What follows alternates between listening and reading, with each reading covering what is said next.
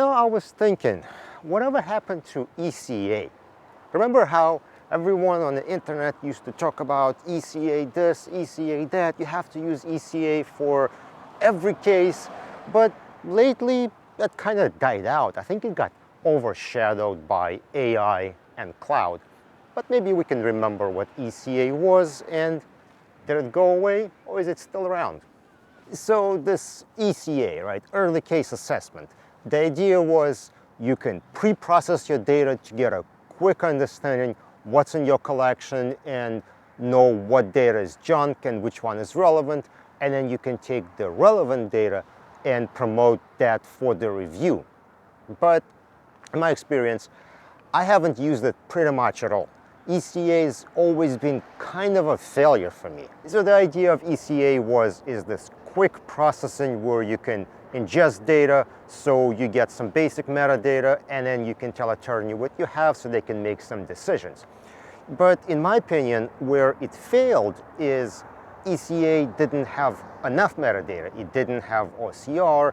It didn't give you complete enough picture of your data. So when attorney says, all right, can you run these search terms for me? And then you would run them, and they say, okay, so is this the hits we're gonna have? This is how many documents? And you would say, well, actually no, because we didn't really OCR everything, and we didn't really extract everything, or this is just like a preliminary thing. And in my opinion, this was never good enough as a report to give to somebody, because then their next thing is, well, okay, then what good is the search term report if it's incomplete? Like, yes, it gives me most of it, but what I really need is I need to give this report to someone else, and then maybe we'll need to negotiate this and then take action on the resulting data. So you're telling me this report's not accurate, and then number of documents they're going to get for review is actually going to be different. So that, in my opinion, where ECA kind of failed for me.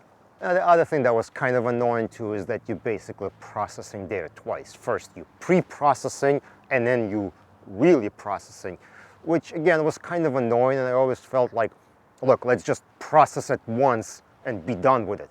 And then it seems like we started changing name of the ECA. We started calling it EDA, Early Data Analysis, I guess.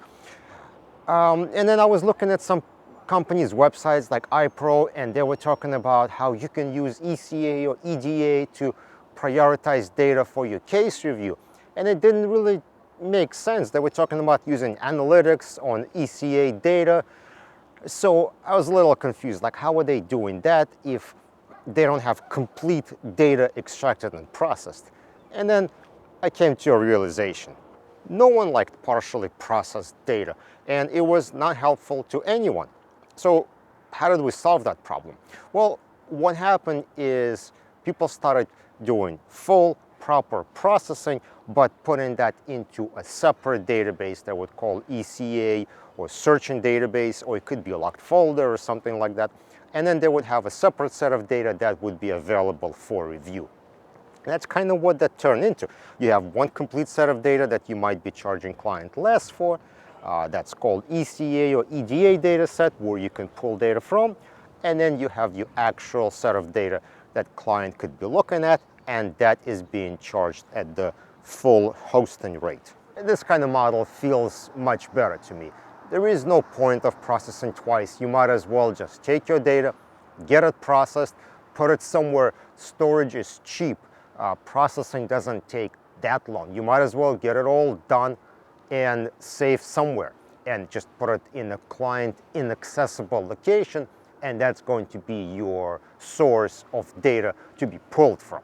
Now, there are other ways of doing ECA, which is a little bit more manual when you know you have a lot of junk. And that's simply, you can make a dir list or something like that, put that in Excel, and maybe you have giant log files you want to exclude right away, or somebody's movie collection, right? You want to exclude that, all the videos and stuff like that.